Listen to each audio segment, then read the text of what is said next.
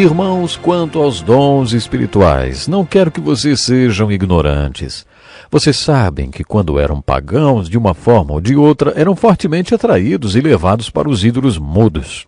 Por isso, eu lhes afirmo que ninguém que fala pelo Espírito de Deus diz, Jesus seja amaldiçoado. E ninguém pode dizer, Jesus é Senhor, a não ser pelo Espírito Santo. Há diferentes tipos de dons, mas o Espírito é o mesmo. Há diferentes tipos de ministérios, mas o Senhor é o mesmo. Há diferentes formas de atuação, mas é o mesmo Deus quem efetua tudo em todos. Todas essas coisas, porém, são realizadas pelo mesmo e único Espírito, e Ele as distribui individualmente a cada um, como quer. Seja bem-vindo ao Encontro com a Palavra.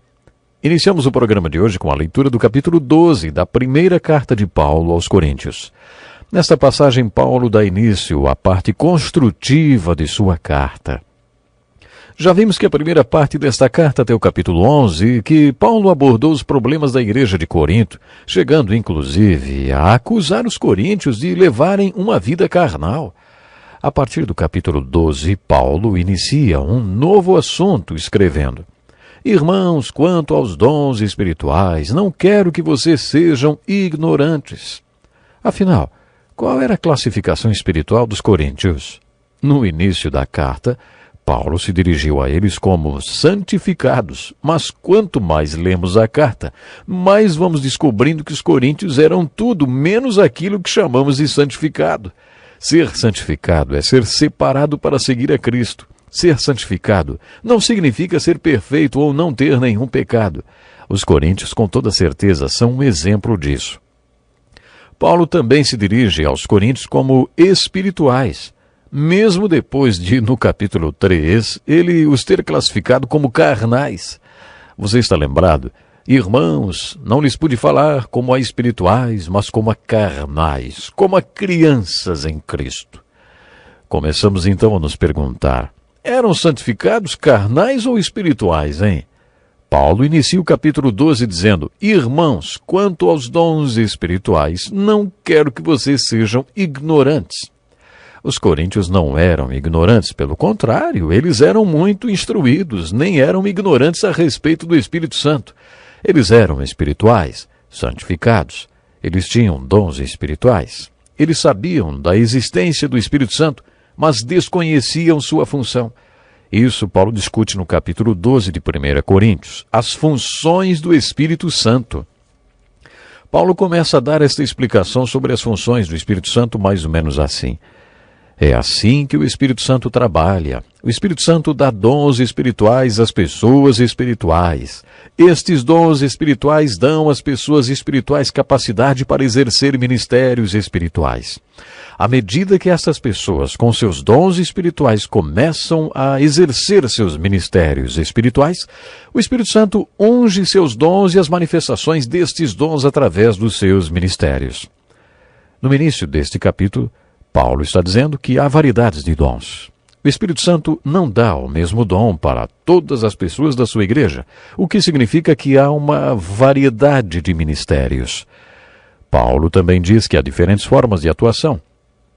Isso significa unção, que capacita o povo de Deus a ter ministérios espirituais onde seus dons podem ser ministrados. À medida que o povo exerce esses dons, o Espírito Santo dá unção aos seus ministérios. Pessoas espirituais não têm os mesmos dons, nem os mesmos ministérios. O Espírito Santo não derrama as mesmas unções sobre os ministérios. Poderíamos traduzir o mesmo texto de uma outra maneira. Por exemplo, assim, os homens têm diferentes dons, mas todos estes dons vêm do mesmo Espírito. Há diferentes formas de servir a Deus, mas todos servem ao mesmo Deus, ou ao mesmo Senhor. Deus trabalha através de diferentes homens e de diferentes maneiras, mas é o mesmo Deus que atinge seus propósitos através de todos eles. A cada homem é dado um dom pelo Espírito Santo que poderá ser usado para o bem comum. E por trás de todos estes dons está a forma de atuação do Espírito Santo, que distribui para cada um conforme a sua vontade. Como o corpo humano tem muitas partes que formam uma única unidade, assim é o corpo de Cristo. Neste capítulo, o apóstolo Paulo, à medida que fala sobre as funções do Espírito Santo, também enfatiza dois princípios que aparentemente são opostos entre si: a diversidade e a unidade. Ele enfatiza o princípio da diversidade. Procure observar quantas vezes ele usa a palavra diversidade, diversidade e diversidade. Isso quer dizer que a igreja cheia do Espírito Santo, onde as pessoas são controladas pelo Espírito Santo, cheias do Espírito Santo e capacitadas pelo Espírito Santo, são também diferentes. Infelizmente, encontramos o oposto. Algumas igrejas quase impõem àquelas pessoas que chegam que sejam iguais a todos os outros membros, esperando que elas tenham as mesmas manifestações de dons espirituais e os mesmos ministérios. Como se todos provassem que realmente são espirituais, tendo o mesmo dom. Como numa fábrica de salsichas, todas são iguais, da mesma cor, do mesmo tamanho. Paulo diz que não é nada disso. Por favor, preste atenção, isso é muito importante. Não é assim que o Espírito Santo trabalha. Quando o Espírito Santo derrama dons espirituais sobre o seu povo, ele dá diversidade de dons. Isso quer dizer que haverá diversidade de ministérios. O Espírito Santo também diverge da maneira como unge e capacita estes ministérios. Por isso, a diversidade e não a uniformidade caracterizará uma igreja cheia do Espírito. Ao mesmo tempo, entretanto, Paulo também enfatiza o princípio da unidade. Ele ensina que a unidade funciona como todos tivessem uma só mente. Como é possível que os princípios da diversidade e da unidade coexistam? Paulo usa uma ilustração para mostrar como os dois funcionam. Ele diz que a igreja é como um corpo humano, caracterizado pela diversidade. Existe diversidade entre a mão, pé, tronco, nariz, ouvidos. Todos são partes de um mesmo corpo. Mas todas essas partes diferentes estão sob controle da cabeça. Todos os membros trabalham em unidade, de maneira coordenada e sincronizada. Paulo explica que é assim que o Espírito Santo e a igreja funcionam. O versículo 42 de Atos 2 afirma que aqueles que se converteram no dia de Pentecostes dedicavam-se ao ensino dos apóstolos e à comunhão, ao partir do pão e às orações. Você está lembrado que comentamos isso quando fizemos o estudo das marcas visíveis da igreja invisível? Vamos parar um pouquinho para relembrar quais são as marcas. Ilustramos as marcas da igreja invisível como se fossem impressões digitais de uma mão. As impressões do polegar são o evangelismo, já que 3.000 se converteram no dia de Pentecostes, quando a igreja nasceu. E as impressões do indicador, o ensino, do dedo médio a comunhão, ou a koinonia. Lembram da koinonia, comunhão? As impressões do dedo anular, a adoração, ou amor pelo Senhor.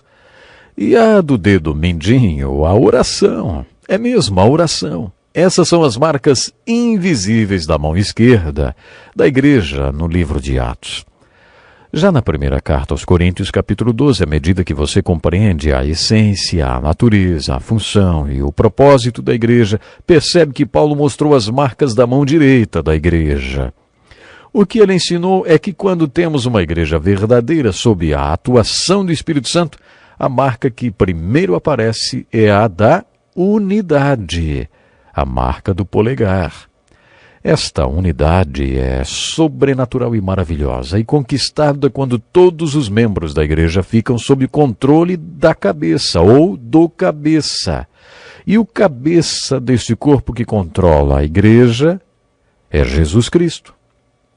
Por isso, a unidade é a primeira marca, a marca do polegar, da igreja guiada pelo Espírito Santo.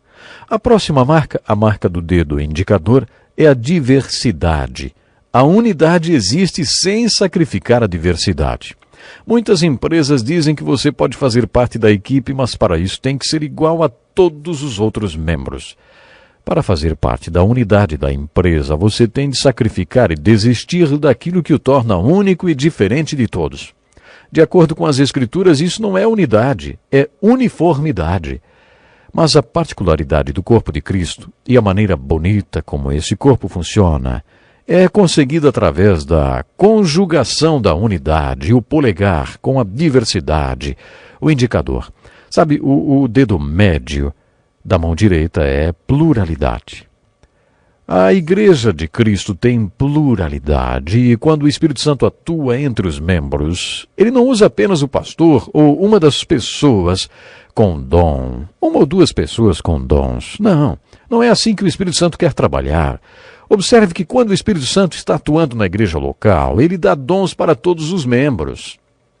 Não existe crente sem dom. Não existe membro do corpo de Cristo que não tenha recebido dom espiritual quando eles foram distribuídos na igreja. Portanto, a pluralidade é uma das marcas da igreja. Todos os membros do corpo exercem sua função de acordo com o Espírito Santo, pois o Espírito Santo é a fonte da unção de cada um na igreja. A marca do dedo indicador da mão direita é o que chamamos de empatia. Na mão esquerda é amor pelo Senhor. Na direita, amor uns pelos outros, uma das marcas da igreja primitiva. Para explicar esta característica, Paulo diz que quando um membro sofre, todos os outros membros sofrem com ele.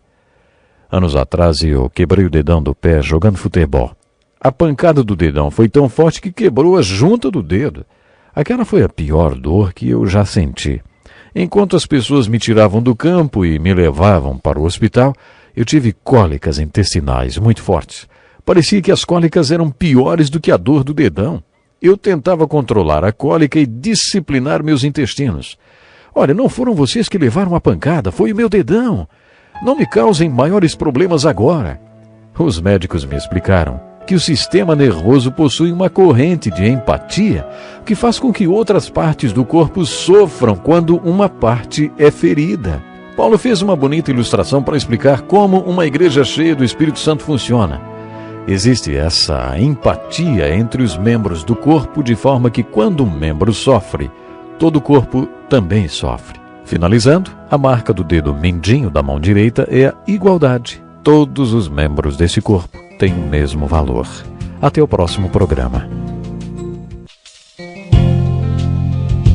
Este é um estudo escrito pelo Dr. Dick Woodward, na voz do pastor Edson Bruno.